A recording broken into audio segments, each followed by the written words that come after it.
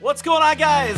Welcome to the Backpacking Podcast, coming to you from Somerset, Kentucky, Nicholasville, Kentucky. Myself, John Kelly, Jeremiah Stringer. We are here to have an awesome night tonight. Jeremiah, are you ready for this thing? Oh, I'm ready to rock, baby. Brother, you are getting busted in the comments already. For what? What did I do? Right here. Jeremiah's beard was awesome in his last video. About time for him to shave it off again. Well, I don't know. We can't lose the beard this time, man. Is there any It way I is can convince your wife to keep it? Okay, well, let me tell you what happened. I had a little double date with Bridget and Mr. Backpacking with Jason, sir, and Miss Backpacking, little Miss Dot. And I got to tell you, the first thing that they said was a comment about the beard. They were like, "Are you at least going to trim it up?" And I said, "I literally trimmed it up this morning, like the day of that I was meeting them." I was like, "I just trimmed it. You should have saw it before." They said, "A little bit more." It looks so good, man. Your beard just looks Well, good. I just don't think you should. thanks, I don't think you should trim it. And check this out. For those who were here while the countdown was going on, for a minute there, I thought I was going to have to get out some glow sticks and Jinko jeans and start dancing in my basement. Yeah, dude. Leonidas with the big comment there. That was good. That was good. Sound like we were at a rave there for a minute. I know, man. I know. It was fun. I was having a good time. I mean, you couldn't see it on the screen, but Jeremiah and I both were dancing. So Well, Doc Watson commented on my video. I just put one out this morning. it was a good video too, man. Well, thank you. It's not getting quite the views that I'd hoped for. Not that you do it all for the views, but sometimes your sponsors really kind of care about how many views you're getting. So I have been Stephen Smith. Shout out to him. My Life He's great. Outdoors. I've been using a couple of his strategies to try to boost the video a little bit, changing the thumbnail, title, that kind of stuff. So if you're listening, a little shameless plug, go check out my latest video. Give me a little love. Yeah. Talked a little about the dog bone and talked about what else? You talked about hanging your bear bag. You talked about power supplies. Mm-hmm. There's one other thing you talked about. Processing your firewood. Yeah, firewood. That's right. That's right. Now, Good stuff, man. dude, I got this comment today about the dog bone, right? So Apex Giants, aka Hilltop Packs, I guess. I'm not really sure how to distinguish those, but you can check out their website and they sell this little, I don't know, it's like a little dongle. It's a dog bone with a hole in it, Right. and it helps you hang your bear bag.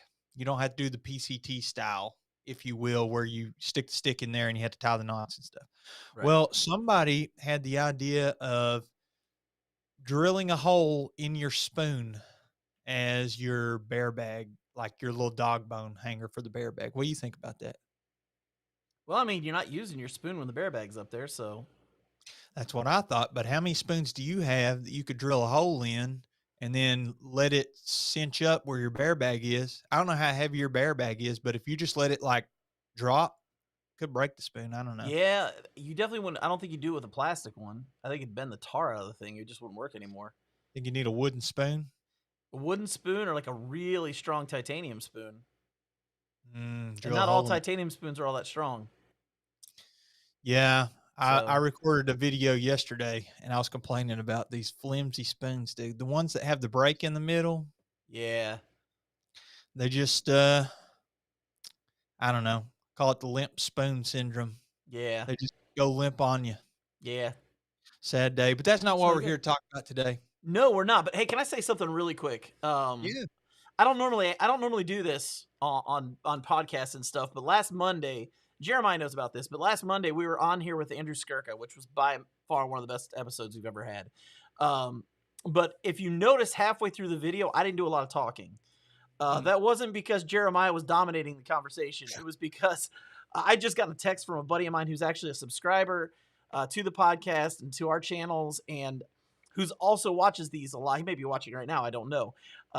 But he sent me a text message during our podcast letting me know that his dad had started coughing up blood and had become unresponsive. He had been fighting a battle with cancer, and he lost that battle the next day. And so if you guys are praying, people, if you don't mind saying a prayer for my buddy Benson, and his family. He lost his dad, and he's an only child, so he was the only, he's the only son, and it's been a rough week for them. So if you happen to be one of those people that does that, please do that, because that would mean the world to me, and I'm sure to Benson. But with that said, now we're going to talk about what we're here to talk about tonight, Jeremiah. Are you ready for this? Thoughts and prayers out to him and his Yes. family, and hopefully, through the passing and everything, maybe nature can help provide a little bit of healing to him. Yeah, absolutely. He loves the hiking and backpacking, but Absolutely. He's a kayak guy too, so hopefully he can get out and do some kayaking. Yeah, a little serenity there. Yeah. So okay, so Jeremiah, here's what I want to talk about tonight, Mm-hmm.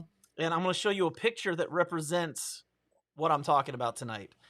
So this is kind of where I want to go tonight. That is a picture of me from 2016 up on Mount Kilimanjaro, or actually, I'm on Kilimanjaro, but I'm way off from the summit. I think we were a day or two still from the summit at that point. And so today, what I want to talk about is I want to talk about how you prepare for a big hike. It doesn't have to be a long hike necessarily, but more like if there's a hike that you're wanting to do that's I guess I would say if you wanted to do a hike that was more of maybe bucket list or just something that's really exciting that you've never tried before, let's definitely talk about how you prepare for that. Because I know I've done Kilimanjaro and the Sheltowee Trace. You've done the long trail. You're planning to do the Camino. So why don't we start off? Why don't you talk a little bit about when you did the long trail, how you got ready for that? Well, I'm going to say, don't do as I do as I say, because like I had never heard of the long trail, and then like 2 weeks later, I was backpacking it. So if I could go back and prepare a little bit more, I probably would. But really, it starts with research, I think. I mean, people can tell us in the comments, kind of, I guess, how you discover the bucket list ones that you all do and how you prepare. And I'd love to hear y'all's thoughts on this. But what I do is I go online, and one of my favorite things is reading things that other people have posted. So like, for example, I downloaded Guthook. At the time it was called Guthook. Now it's called Far Out, but you can go on there, and a lot of times you can, for free, during like a trial time, you can check out a piece of trail that you're wanting to do, or you can just buy it. Like I bought the long trail, and then other people have left reviews of different stuff on there. All trails, that's totally free. You could do it and check out other people's reviews and really get a sense of what the trail is going to be like whenever you're about to hit it. But that's one thing that I like to do. And then when it actually comes to planning the trip and all that, definitely got to get everything squared away with work. That's like I feel like that's everybody's number one issue. What do you think? Oh yeah, absolutely. Especially if you're gonna do like a long trip. It's one thing if you're just gonna take a week's vacation.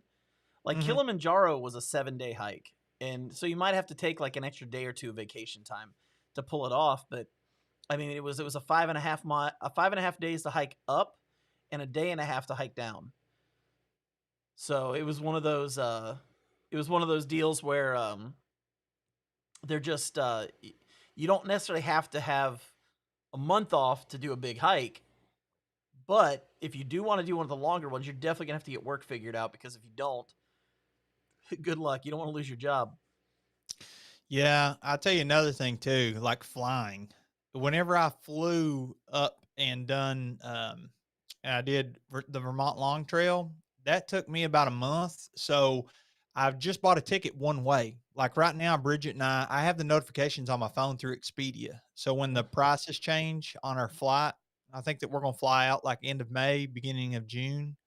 But I have it on there, and you can set it to where if the price changes, it'll notify you. So like I got a text or a notification yesterday that the price went up $21. And then a few days before it had dropped $16. So the prices go up and down. But I think for my flight on the Vermont Long Trail, I paid $34.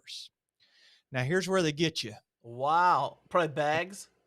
The bags, you got to pay for the bag. So I went to Goodwill and literally just bought a like a luggage bag so I could stick my backpack in there, because I'd watch one of Dixie's videos, and Dixie, she's got a YouTube channel called Homemade Wanderlust, And We're actually going to talk about her in a minute too. So yeah, yeah, she y'all have some stuff in common. But anyway, now we she do, said yeah. on there, whenever you're flying, the airlines a lot of times will cover the stuff in the bag, but they won't cover the bag. So what that means is if they lose it, they will cover the contents inside the bag. Well, I don't know about you, but my backpack, the one that I was using on that trail was the Osprey Atmos 65 liter, and that backpack's, I don't know, $250, $300, and that was one of the most expensive pieces of gear that I had. Yeah. So I figured if they will cover the stuff inside the bag, and I'm checking that as my luggage, they're not going to cover the backpack itself. So Right. I went to Goodwill and just got got a luggage bag, and threw my backpack and stuff in there. They won't let you fly with the fuel though. So no matter Yeah. what, you're going to have to buy like, if you do a canister stove, and also don't forget your pocket knife in your pocket whenever you're going through security. Cause I take a Oh, pocket. They confiscate. I can't even tell you how that busted me, man. I can't even tell you Oh, how that busted me on a trip. I had my knife in my pocket, wasn't even thinking about it. Got up there and they took it and I never got it back. I mean, there was no way to get it back, you know? I think that they just So, pocket those knives. oh, you know that those guys are sitting there with like some sweet knives over the years. What does TSA do with all those knives? I don't know, man. I don't I know. think they took 'em to the pawn shop. That's what I would do if Uh, I was a TSA guy. Unless it's a really nice knife and you're just going to keep it. Yeah, what's the kind of knife that you have? I had a Benchmade, but I think it got stolen because it disappeared, and I don't know where it went. I think it got stolen. It's probably gone forever. Yeah, it's kind of sad. It was a gift from my father-in-law too, so Uh, we'll have to do well, some mourning for that. oh, look at you. You got the little ticker there going along the. Yeah, I just realized I never started it, so I got to get it going. Okay, so we talked about the job, right? So the job's important. Get the job squared away. Job squared away. That's important. Well, Get I'll your tell you transportation. the next thing I think that becomes very important is what kind of shape are you in for the hike that you're doing. Now, in May of last year, I did um, the Pictured Rocks. Mhm. Okay, maybe it was 21. I can't. It was 21, wasn't it? It was 21. So I did Pictured Rocks. You really don't have to train much for Pictured Rocks. How That's many not a days is difficult that? hike. What's Like that? 4 days? Is that like 4 days? I think we hiked it in 5 or 6. I can't remember. It was like almost a week. But it's pretty But flat. yeah, it's very flat. I mean, there are very few hills at all that you're going to have to hike on that, which is super easy, right? Yeah. Um, but when I did Kilimanjaro, which was also, you know, 6, 7 days, that's a whole different ball game because now you're dealing not only with high steep climbs, you're dealing with altitude issues because when you end this thing, you're over 19,000 feet up in the air. And so that is huge elevation and really changes everything up for you. And so for me, a lot of my getting ready for Kilimanjaro was training with this weird mask that made me look like Bane from the Batman movies. You know, Now, like does that actually work, those masks? Because people train with them, but I feel like they're kinda tricking you into high altitude. It's not actually the same as the oxygen deprivation. it helped me a lot because I Okay. mean, it was so hard to go for like hikes and walks and things with that on. I will just tell you point blank. You Doesn't get that restrict the airflow in? yes, Okay, because really yes, what's happening whenever you're on top of that mountain is it's the same amount of air that you normally breathe, but it's not as oxygen dense. Is that right? right, right. Okay. Well, yes and no. I mean, the air is thinner. Period. Oh, okay. So the air's not as dense as a whole, if that makes sense. Mhm. So like, yeah, so you're really struggling to breathe. And so for me, I did train with that mask and it did help a lot. But I also had to do a lot of research on altitude sickness. So I found anything and everything I could on that so that I wouldn't have anything causing a problem for me when I got to the top of the mountain. And I was able to get up there without any issues. But a lot of that was because I prepared myself for it. Um, I took this medicine called Diamox, and if you're ever going to do huge elevation like that, anything over 16,000 feet, Diamox is a smart thing because it does something to your blood that helps to prevent you from getting uh, altitude sickness. And the other thing I found, this is a weird one. You ready for this one? Yep, let's hear it. Beets. What do you mean beats? Beats Bears Battlestar Galactica? I was just about to say that, Oh, but totally. no, this is not Dwight Schrute. Okay, we're not going to Dwight's farm here. No, basically, beets also help with altitude sickness. Apparently, when I was getting ready for the trip, Backpacker magazine came out with this whole like diagram of things that help with altitude sickness, and beets was on that list. And I found out that there was an energy drink, or I don't know if it was an energy drink or like a sports drink, is what it was, called Beet Elite. And that stuff actually worked, man. You're not going to believe like how much better that helped, or how much that actually helped with me in my elevation. The only thing I experienced at all elevation wise was when I got to the very top, and I had a headache. That was it. I never felt wheezy. I never threw up. I never got sick. Um, but man, I worked my tail off to know as much as I could about it. And also just knowing what fitness level you have to get to where you're going to go. The last thing you want to do, like right now, if I was to try and hike the John Muir Trail, I would crap out in 2 days. You know, like I probably would too. you got to get yourself ready for something like that. And so training is a huge part of getting ready and knowing what it is that you're hiking. Because like I said, some trails you don't have to train much. You can just go do it. But some trails, other trails, they're going to tear you up. Well, I got a question for you about that. But before I ask you, I was going to say Leonidas says that beets increase blood circulation in his comment. Let me see. Let me find that real quick, and I'll pull that up there. Yeah, I there it is, wonder, right there.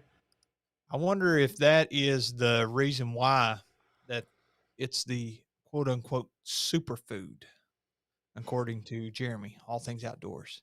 I don't know, man. I'm not buying the beets, but come to think of it, I'm not sure I've ever tried beets. Well, I mean, I don't enjoy beets, like to eat them, but I mean, the stuff it was, I didn't come up with it. If I came up with it, I wouldn't believe it either. You know, but Yeah, I feel like I feel like the whoever is in charge of PR for beets, they just made that up, but apparently it PR. really helped. Wait, come on. Whoever is in charge of Well, PR. who has a job and their job is I do public relations for beets? I mean, Dwight what is Schrute. that? That's Dwight. What? You have to have a middle part. You gotta have a middle part in your hair, right? That's so funny, man. PR for beets. PR for beets. Pickled Oh beet. man. I want to Run go up with here real burn. quick. I saw some other comments. I want to make sure, just to kind of go with what we've been talking about. Jeremy from All Things Outdoors, jobs sometimes dictate trips. Amen, brother. So that is the truth. And then Outside Comfort Zone said he actually negotiated a new job contract from the top of Mount Whitney while on the JMT. Oh, wonder what his new job contract is. I'm gonna have to send him a message. I don't know. And then I want to throw this one out there just because it's a good question. But this is from Jeff Peters. He says, I was watching Dixie's video on Kilimanjaro. John, was that the route you took? I haven't watched the video yet. I saw it, I think today. I saw that it was out there. I took the Machame route. So if that's the route she took, then yeah, I took the same route she did. But yeah, I'm really excited to see it because every time somebody comes out with a Kilimanjaro video, I want to see it. It's so much fun. I used beetroot powder. Beets taste like dirt. Mm. But according See, to Brian that's why- Winburn, pickled beets are excellent. Yeah, pickled dirt. That sounds disgusting. And they are in fact a superfood. Man, we got a lot of people, a lot of people talking about beets over Dude, here. Look at this. Triathletes have been doing the beet juice trick for decades. What does that mean? Beets, or one of the many beet supplements, help with nitric oxide, increases blood flow. Dude, I think you're wrong, Jeremiah. I think it's not a PR thing anymore. No, somebody has been bean boozled. Beet boozled is probably what it is. Well, Dr. Dre does the PR for beets. And beets. Oh, that was good. That's good. Oh, that's funny. That's funny. It says she took the longer route. I don't know what the longer route is. So, Yeah, tell us what the longer route is, yeah, Tangent. if you know what that longer route is called, that'd be great. Dude, look at And while Brian. we're at it, just beat it. The beat puns. How ridiculous, That's dude. terrible, man. Who would have thought we'd be talking about beats tonight? And you doubted. You doubted me, man. You doubted me. Okay, Okay. so we've got the fitness part, we've got the Yeah, but I wanted job to ask part. you. I want to ask you about the fitness part. Okay. All right. So here's my situation. Okay. And my walk, and I'm calling it a walk instead of like a backpacking trip, is more of a pilgrimage, right? So Right. the short of it is my understanding, you had a lot of people that would travel to one destination every year in Spain. It was on the western side of Spain, a church, and it was like it's like an annual thing, right? So It's a Catholic thing, I think.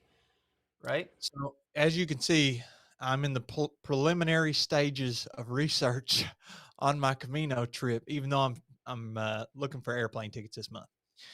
So all these people kind of filed in as you would big groups to the most efficient path to get there. So they come from different spots and you can all kind of merge onto this main path to get there. So that's why there's alternate routes. And to me, this is less of a backpacking trip and more of a cultural experience because some of it's in the front country and you're not really having to do dehydrated meals and all that kind of stuff like you would Right. traditionally. You're staying in hostels instead of a tent or a hammock or tarp Right. or etc. So my question to you is how much preparation do I need if the weight on my back is going to be ultra light? When I say ultra light, I mean like a little bit of food, a little bit of water, a little bit of clothes, and that's about it. Honestly, I think it's a lot like when you train for hiking. What's the best way to train for hiking? You hike, right? And Yeah. a lot of that's not just so that you for fitness. Some of that's so that your body can adjust to the terrain of hiking because you know as well as I do when you're hiking, your ankles are twisting and turning the whole time. Like Hmm. it's not like walking on a flat surface and so your ankles are twisted and turning. If you haven't done enough of that, you could really jack yourself up pretty bad cuz you do build up dexterity in those joints from going out and hiking more. I mean, when I was hiking the Sheltowee Trace, I could stand on my ankles almost and not feel any pain because they were so flexible Hmm. from just walking on roots and rocks and all that kind of stuff. I would say probably you need to be doing a lot of walking on pavement because of the beating that takes on like your joints. Because that's not like walking on soft ground. You know what I mean? Yeah, I get plantar fasciitis from standing on concrete and stuff where I'm a teacher at work.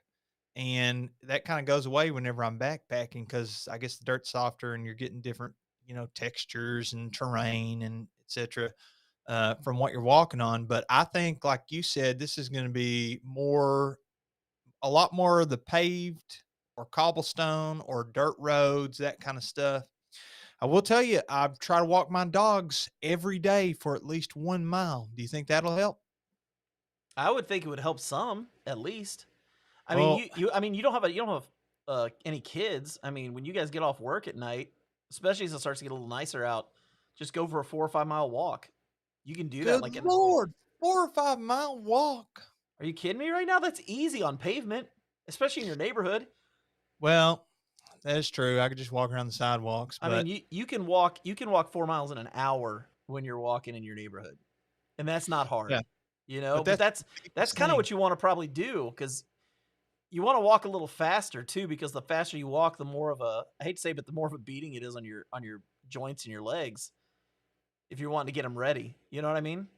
Everything that you're saying is making me less excited, John. Everything. Everything. Beating my joints to death. I need to pound on pavement. Maybe I could just walk the dogs for a mile and then scurry around another mile. But man, 4 miles, that takes a little bit of time. You're right. I could do it in an hour, but time is the number one enemy when it comes to training. Do you know what I did when I trained for Kilimanjaro? What'd you do? I just find some podcasts I like that were like an hour, hour and a half, like the long ones, Hmm. and I would just hike until the podcast was over, and then I'd walk home. I like the Joe Rogan experience. That's usually about 3 hours. I mean, if you want to walk 12 miles, dude, go for it. That's, I mean, you'll definitely be ready if you do that. Yeah, I feel like it'll kill my dogs though if I take them that far. Can I Probably had to tell you, drop them back off. I had a dog back when I was training for Kilimanjaro. Did His you name, take your dog out there? his name is Frank. Okay. Oh, Frank, you're one of those people that names their dog I a hate this human dog. name, aren't I you? don't want to hear it. I don't even like this dog. We got rid My of it dog for a reason. name is Golden Graham. I love Golden Graham. Golden You know, Graham's a great dog. you have to make up names for dogs. Petey, he came with the name Petey. But go Nah, ahead Frank's about just a Frank. good name, dude. Frank's just a good name. And It here's is a the good thing: strong I name. wanted to name the dog Frank, and it was already its name when I got it because we got it. It was a family that was rehoming the dog, Mhm. and then after having the dog for a year, I realized why they were rehoming the dog. But we won't get into that today. But I took him for one of my first walks. We walked like 3 miles, and when we got back after walking 3 miles, he just collapsed in the living room, just laid. Just the place just laid there. But you know, On the he was so good after that. Like, you know how dogs are. Dogs have to get their energy out. Uh-huh. So You yeah, need to walk them before people come over, and then they won't be so crazy. You know, dude, I'm so sorry. Every time somebody comes over, you know, Golden Graham, he is all over him. He's all just a on temper. them. And everybody's always like, "Oh, he's just a pup, ain't he? Oh, he's just a pup. He'll calm down." And I'm like, He's "He's 12 5 years years old. he's No, I'm 5 kidding. I'm years kidding. old. He's been doing that since day one." I will tell you, so Petey, he's my fat, lazy dog, right? He weighs like 65, 70 pounds, depending on how much we've been feeding him. Golden Graham, he is lean. He is mean. Well, he's not actually mean. He's a sweetheart. But he always weighs like 45 pounds. You can always see his ribs. And people, they'll come over and they'll say, "Oh, you know, you might need to feed this dog a little more." And I say, "I feed him the same amount as Petey. I don't understand it." So one time we got the idea of taking our dogs backpacking. What are you laughing at over there? You I'm reading these reading comments? comments. I've got comments coming for you here in just a second. Go ahead. Okay, hold on. Let me finish my story about Finish taking your the story. dog Finish your back. story. All right. So we wanted to take the dogs on this backpacking trip. And like you're saying, you have to train in order to be in the right physical shape to go hiking or backpacking. Right. And I started with we took the dogs on a walk for like a mile every day for 2 weeks. And then we started taking them on a couple of hikes every now and then. We'd hike 2 or 3 miles. We started upping their walks to more and more. And then I was like, I think they're ready. They've been in the woods. They've smelled the smells. They're in good enough shape that they don't have to carry any weight. I'm carrying their food and everything, their bowl, everything. So I say, Bridget, I think the time is right. Let's take these dogs on this backpacking trip.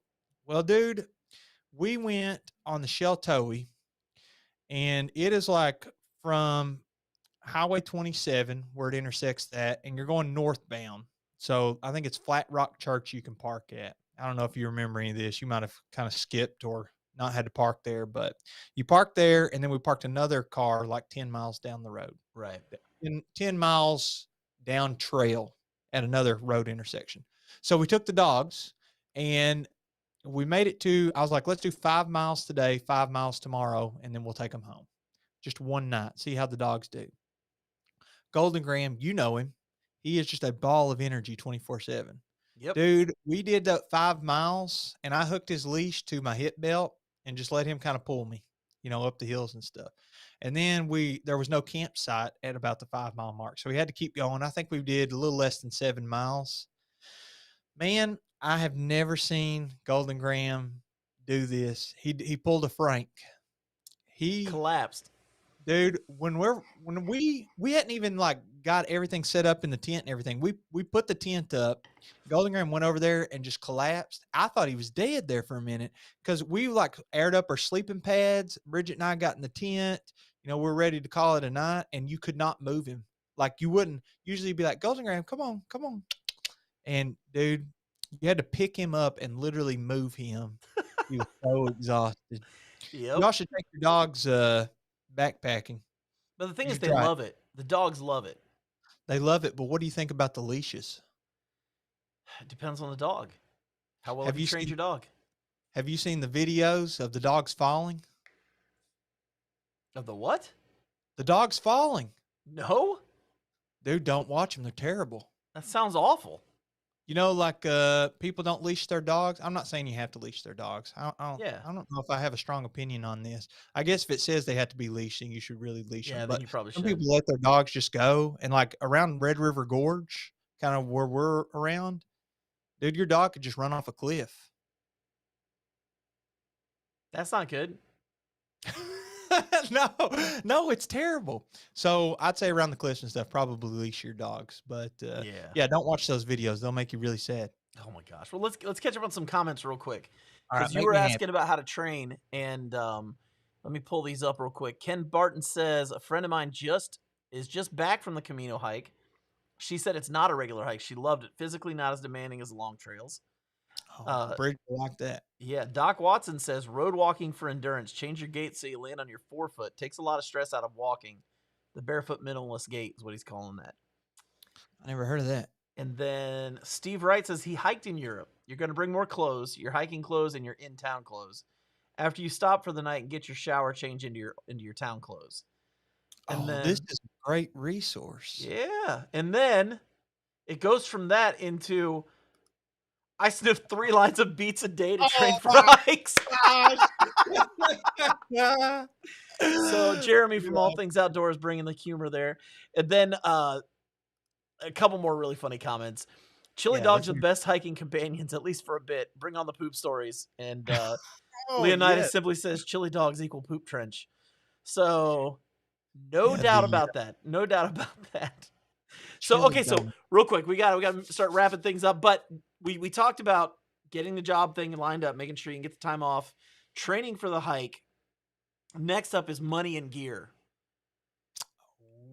Yeah. This is where the expense comes in. You've got to raise the money so that you can live on the trail for whatever time period it is, and you got to have the right gear for it. Kilimanjaro is a very, very interesting trip because you're going to go from potentially late spring, early summer weather to like Arctic weather. I literally went from like 69, 70 degrees at the bottom of the mountain, at the foot of the mountain, to negative 30-degree wind chills on top of the mountain. So you have to have gear for all of that. Like that's now, luckily with something like that, they have porters that carry that for you, and you don't have to carry all your gear the whole time. But still, you have to have the gear.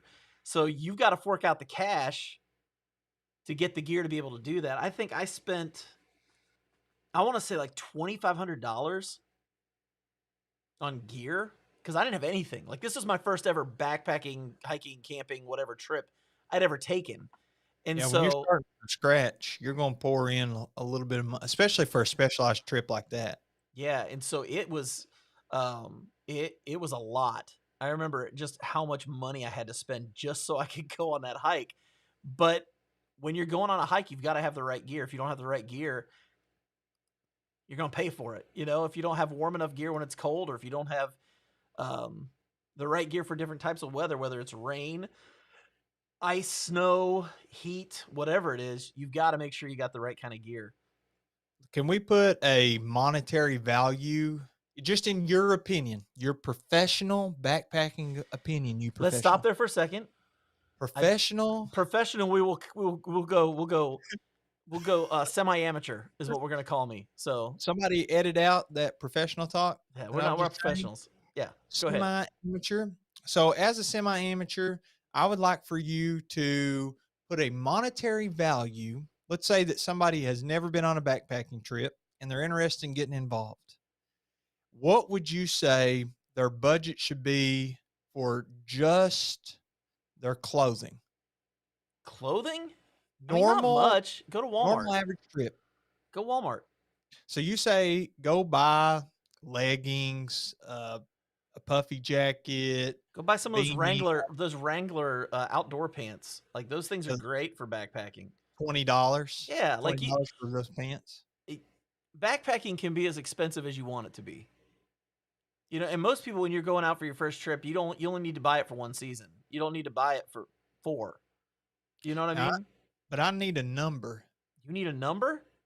A monetary value that I should set aside as a never before backpacker. so I can go buy me some clothes. Okay, let's talk through this for a second. All right. I would Let's say do if you're a never before backpacker, you're gonna need to get a puffy jacket. And if I was a beginner, I'd go to Decathlon and spend $80. I think What's it's the 80 bucks. Decathlon? You don't know Is about Decathlon? that a sports store? Is that Oh, like brother. Nike, Dick's or something?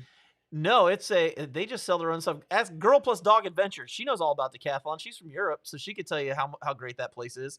But they have them now. Like you get online and you can order clothing. They've got backpacking clothing, gear, sports equipment, all kinds of stuff. Uh-huh.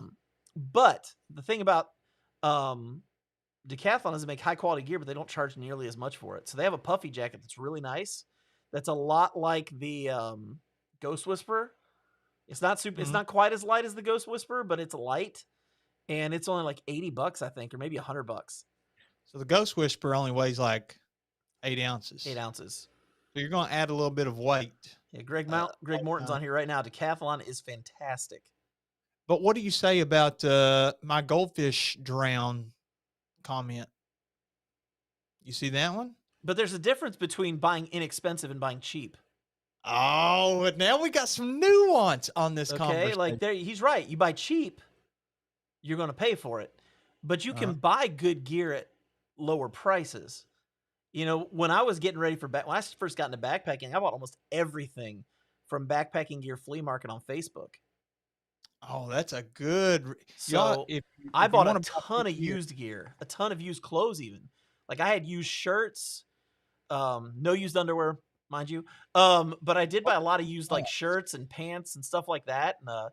And I mean, I bought stuff sacks from people who were making them and selling them for a whole lot less. And it was all Yeah. good gear. It was good gear, but it wasn't expensive. So he's right. You buy cheap, you're going to pay for it. But buying inexpensive doesn't always mean buying cheap, if that makes sense. Okay, so how much money we talking here? That's what I'm Couple working on, $100? man. So I was trying to do that, but you cut me off. So Sorry, man. So we're gonna Sorry, say like go we'll ahead. say $80 to $100 for puffy jacket, and that might be the most expensive piece of clothing you buy outside of your trail runners Mhm. or boots. It just depends on what you want, right? So we won't include boots on this because I don't think you should put any price on that. I think that's a piece of gear that has to be right. Yeah, that's a personal preference too. So So you I don't want to put a price on that one, but I will say if you're gonna buy pants, you can spend $20 at Walmart. You want to buy like some kind of synthetic sweat wicking underwear, which will go on the high end and say $20 if you're at Walmart. I'm gonna say this is the Walmart backpacking gear list outside of the puffy jacket. So you're talking $40 now. You can Wait, spend hold on. $10 on a sweat wicking t-shirt. Let's pause for just a second, John. We got a Yes. very important, controversial viewpoint going back to the underwear. What if you want to save money so you just don't wear underwear? You know, here's the thing. In the summer, I don't. I wear running shorts. No, we're talking full commando, but what about the chafing? I won't go full commando. What? Are you afraid of the chafe? Dude, I have chafed. Like, yeah. So yes, I'm afraid of that. Like, Oh, he's terrified. afraid. Now, Like, there is nothing worse than that on the which planet. which costs more? Good quality underwear so you don't get chafed. Or a doctor's appointment. No, not a doctor's appointment. Doctor's appointment. Or one of those little sticks of what's it called? Body Glide. Yeah, you can body glide. That'll help too. But I'll be honest with you, man. Like, Is there really any? I'm trying to keep this. I'm trying to keep this like family friendly, and you're stretching my ability to do that right now. Let's just say there's certain parts that kind of don't sit still, and Some high quality underwear might come in handy. Might be Support- worth their weight in gold. support is a good thing. So we'll just leave it at that. And but yeah, if you're gonna the average person, we're talking about the average person, right? Average. Okay, so some underwear. So say $20. So we're at $20 for pants, $20 for underwear, $10 for like a sweat wicking shirt. Like they have those Russell athletic shirts. Uh-huh. They get for like $10. Get one of those. Socks, you may want to spend a little bit more on just because again, your feet are important. You know, you want to take care of Number one. those. It's your only contact point with the ground, your feet. Here we You go. gotta take care Thank of you, your- Devin. Thank you. What Oh, man in their right mind would go commando when hiking? I oh, see, I told you it was a controversial view. Now I know And of course, then you got semi-amateur Doc Watson, man. Commando commando works. work. I don't chafe, and I'm like a grandfather. Oh gosh, Oh, John just says no may have to content. edit that one out. This is a great one. Splurge on your manhood. Buy some undies. Now, I'm telling you, dude, even though this is controversial and family friendly, I know numerous semi-amateur backpackers that are not a fan of the underwear. Well, like I said, I wear running shorts in the summer, I told you about on the and long they trail. have they have the liner in them, and they're great. I know this is another whenever I was on the long trail, but I think I told you whenever I was on the long trail about that 2 or 3 days where I was chafed so bad that I only wore like underwear the whole time on the trail. Now I didn't go into town like that, even though my buddy Caveman, that's part of our trail family, he said that he had a friend. Man, what was his name? I think his name was Babyface. Babyface, he would go into town and he only wears compression underwear. Like he'd go into McDonald's and then that was just his pants. I do not advocate for that. Yeah, yeah. Well, John said, yeah. and here's something we got to think about too. Girl plus dog adventures. Average man, you're talking about. Women, it's a little different. Oh, Now yep. I can't speak for women. I'm not going to try. I learned a long time ago you don't speak for women. That's a bad move. Nor So, will I. but I'm sure women have a completely different outlook on this than men do. So it just depends. But what I'm going to say is the average person Uh-huh. is buying underwear. So Well, now that we've almost made it to 3 items of this clothing that you say I'm supposed to come up with a number for. So we got $50 so far for the pants, the underwear, the shirt. Okay. Now that we got those, we're saying about $100. We're at $150, right? $150. If you want to get a good pair of socks to hike in, you're probably looking between 15 and $20, right? yeah, for one pair. For one pair. So 15 to At least $20 for a pair of hiking socks. And then from there, it's really like, I mean, you probably want to get some kind of mid layer. So a fleece or something. And you can do that at Decathlon as well, and those are inexpensive. I mean, you might argue I would say you could be clothing all in under $300, not including shoes. not including shoes. Yeah. And that's if you didn't already have some of the pieces of clothing. Like you might have running shorts already. You might Yeah, have, then you don't need to buy the pants because some people don't even like hiking in pants even in the wintertime. yeah, Taylor, Southern Hike. Yeah. You wear shorts 365 days a year, I heard. Now that's just a Miyagi. rumor. Miyagi also 365 days a year. I hear he even wears them to the job. Yep, Don't know if that's true. I'm just making it up, starting rumors. Yeah. Well, and here's a good one. We can see if I can get this on here.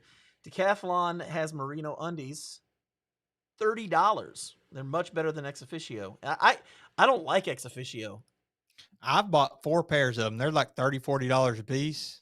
Yeah. And I don't know. They were riding up on me. Yeah, me whenever I was too. getting them last time. I've never ever never enjoyed those. Oh, here's a great comment too. Going commando sounds like a good way to get a tick latched onto the netherworld. Yeah, now that does happen. Make sure you do the tick check every single night and every single morning. Absolutely. Absolutely. So basically I'm thinking under $300 without the shoes. Okay. I think you Now, could do it. But you know that I think you could do that if you just want to get out. Now, if you want to go out and like have all the high end gear, get a second job, mortgage off one of your children. mhm. You could. I mean, you can. In the same breath that you could spend $300, you could spend $3,000. Seriously, that's Yeah, not a joke. if you want to go full ultralight, like I'm talking Reddit ultralight, Yes. you'll probably have to mortgage both your children. I'm going to be honest. Yep. You'll Probably have to. sell a limb. Probably sell a limb. Yeah, definitely will have to cut your toothbrush in half. Mm. 100%. Or You're never using a long toothbrush ever again. I was on Bryce Newbold talking about drilling holes in the toothbrush. Have you seen that? Oh yeah, yeah. Well, you know what's great? Just buy something from Garage Grown Gear. Like the last 3 times I bought something from Garage Grown Gear, they sent me these little tiny toothbrushes Oh, that's just a freebie. for free. So, I mean, we're not sponsored by Garage Grown Gear, although if they want to sponsor us, hey, how you doing? Oh, I like But I mean, we're not sponsored by them. But I buy a lot of stuff from Garage Grown Gear, and the last 3 times I bought stuff, I got free toothbrush, and I use those all the time. They're great. Yeah. Let me tell you a little secret about Garage Grown Gear. Uh-oh. Is it a Okay. dirty secret? This is a juicy secret. Uh-oh. Sometimes when I do a video and I talk about a piece of gear and I want to link to it, I'm not an affiliate with the company that I'm talking about. But since I am greedy and I want people's money, I will go on Garage Grown Gear, who I am an affiliate of, and I will use, I'll send people to Garage Grown Gear instead of the website for whatever company I'm talking about, because I am an affiliate of theirs. There's my dirty little juicy secret of Garage Grown Gear. Shout out to you, boy. Well, here's the thing. Lloyd Vogel runs Garage Grown Gear, right? Yeah, we had him on. We've had him on here, and actually, he's probably going to be on in the next few months. We're trying to work out getting him back on here soon.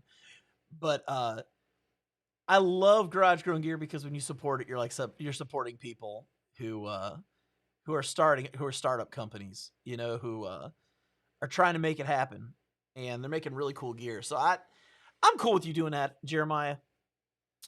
Yeah, show them a little love. Yeah.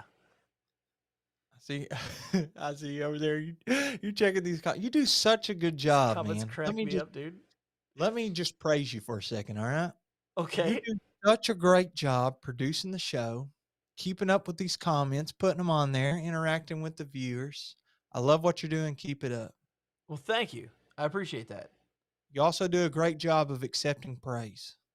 Well, I'm cringing, but thank you. So all things outdoors, back to the comments. Wait, he's scared of spiders to never go netless in his hammock, but will do no underoos in the woods? Did I tell Jeremy that I was scared of spiders? That's why I don't do netless. I don't know.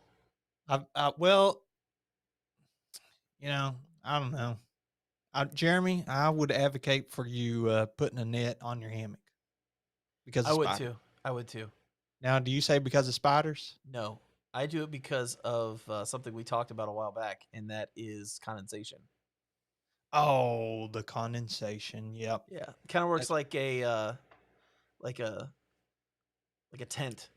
Yeah, almost like a buffer there for the condensation. Yeah, so it doesn't necessarily drip in your face all the time. It'll hit that, kind of roll down. So, all right, you kind of had a theme on this episode where we're talking about prepping for hikes and that kind of stuff. We don't have long left, so I wanted to make sure that you get everything out that we were wanting to talk about on the prep, so everybody is prepared and they're out there enjoying a good time. So far, what have we covered, John? We have covered work, making sure you can get off work to do this thing. We've talked about getting yourself in shape for whatever trail it is. Some trails are different than others. Like you're going to be hiking the Camino.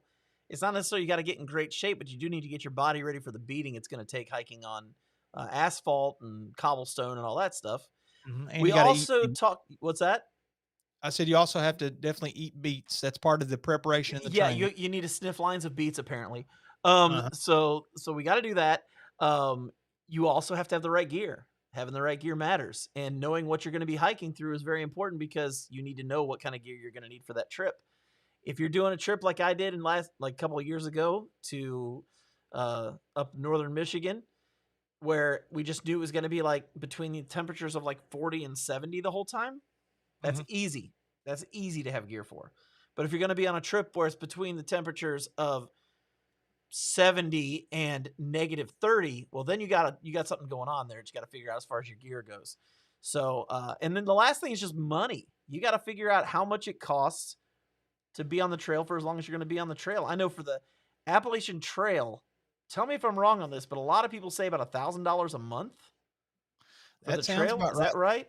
That sounds about right. Maybe a little bit more if you want to do it more glamorous. Yeah. If you're not going to share hotel rooms and stuff, you just kind of want to do your own thing. That could be more. Some people I know have saved like $5,000 a month for I've been calculating. Yeah, you're sleeping in the woods almost every night unless you're taking a zero or a Nero. I've heard $10,000 is what the average person saves for the Appalachian Trail. Am I wrong about that? If you're listening right now or watching, and that's wrong, tell me. But I think everything I've seen is right around $10,000. that seems like a little bit high to me. Well, it's a touch over $1,000 a month because it takes the average person 6 months to do it. A touch over 1,000 a month is not 10,000. For 6 months, That's 6,000. what's that, like 1,400 a month? Oh, you think 1,400 a month is a touch over 1,000? Well, it's a lot less than 2,000. I've been thinking for me and Bridget on our Camino hike. Here's a comment, by the way. Okay, let's hear it. Used to be $1 a mile ahead the good old days. Yeah, it's all downhill from there. Well, when eggs are $6 a dozen, you don't get. We're not going to get $1 a mile anymore. That's for sure. They're not always going to be $6 a dozen, though. Didn't we have like some kind of salmonella outbreak? Oh, they'll probably be $8 a dozen in a couple years. I remember back in my day, before the vid, I was paying 47 cents for a dozen eggs. Man, that's a true story. That was like 3 years ago. Yeah, it is true. So I think a lot of it just you need to know where you're going. Here we go. Oh, I remember what I was going to say, but go ahead. Leonidas, it depends on how much you want to have when you finish. I think people are saying 1,500-ish a month now. No way. 1,500-ish a month? Yeah. What are they spending all that do-re-mi on? Well, I mean, you have Darwin said about 10. Okay, and here's a couple more. 1,400 is about $8,400 for 6 months, and then Darwin said about $10,000 for the whole trail. So, like I said, I thought I heard $10,000. That is a credible source. He is more than a semi-amateur, unlike us. He is a professional. So, I would say so. The way he's hiked over the years and all that kind of stuff.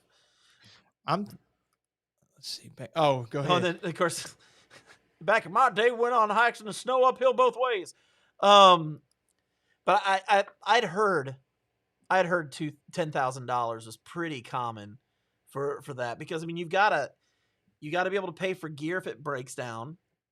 Yeah. You've got to be able to pay for your food. You've got to be able to pay for hotels when you take those 0 days. And you are going to take 0 days. Nobody hikes through without taking a 0 day unless they're trying to do an FKT, And as my goldfish drown, lots of booze. A lot of people drink a lot of adult beverages whenever they are on trail. Yeah, that's true. So if you're somebody that drinks a lot, then you're going to have to figure that in too. Well, Sean R. is the one that said it was 10,000 for the whole trail, but he did make the comment that was pre-pandemic, so maybe more now. Yeah, so, you could be right. I'm thinking our budget. This is what I was going to tell you, because remember, I'm staying in hostels, or maybe like hotels and stuff. Right. Every once in a while, depending on how much they cost. I don't know. And how many miles are you doing? Is it like 350 or something like that? No, I'm pretty sure it's over 500. Is it over 500? Okay. Yeah, let me give it a quick Google, but I'm pretty sure that the French Way for the Camino is over 500. Yeah, and Leonidas is on here, says it all comes down to how your gear holds up and how you handle town stops. And another person made a comment, Jeff Peters, money for 0 days resupply, gear fails, and shoe replacements. The average person goes through like 5 pairs of shoes on the Appalachian Trail. So, yeah, dude, I went through a pair of shoes just in the Vermont section. And that was like 150 miles or 180 miles, right? No, I think it's close to 300.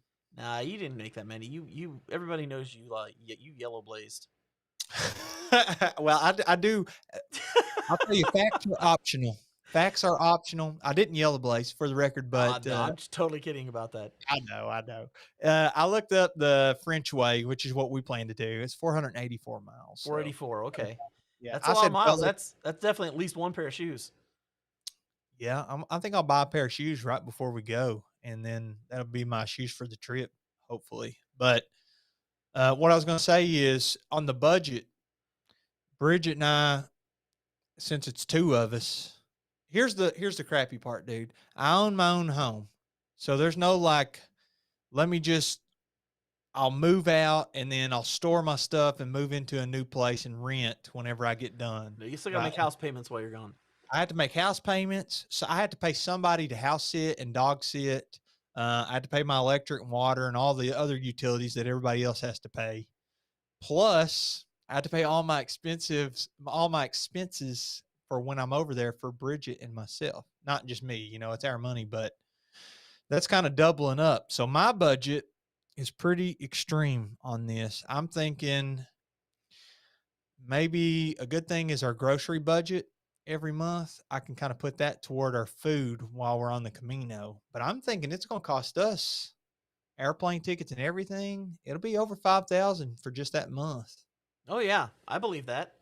I think it'll be like 2,500 just for the plane tickets there and back for the both of us. And that just depends on what's going on with oil prices at that point. So Bridget said, we should check and see how much it costs to upgrade first class, because it's an 8-hour flight from like the States to Paris, which is where I'm hoping we fly into.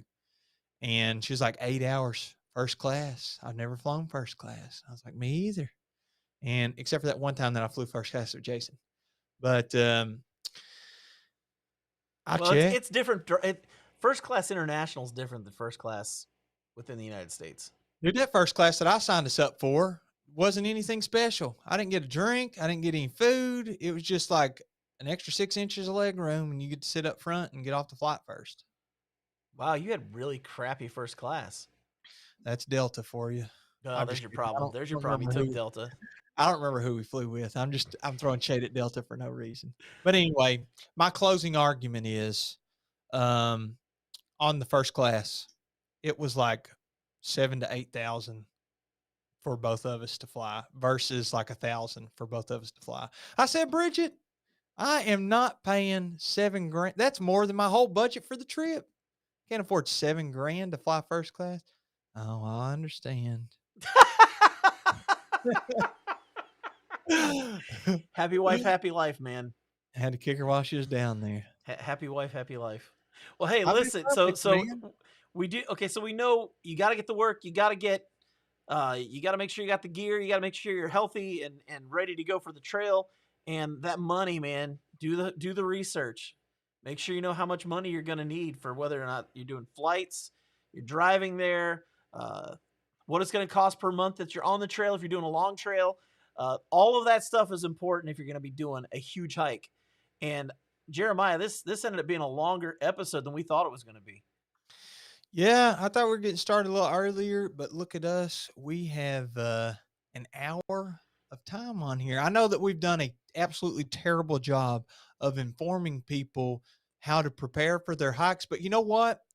Our job here is to entertain. And if we've done that, the mission accomplished, baby. And if you're hiking on a long trail right now and hearing everything we're saying and thinking it's absolutely absurd, we hope you were entertained and laughing at us the entire time so that you are absolutely enjoying yourself. With that said, Jeremiah, I'll leave you with this. Maybe Jeremiah could afford first class if he had some merch. So with that said, for myself and for Jeremiah Stringer, thanks, guys. It was a great night.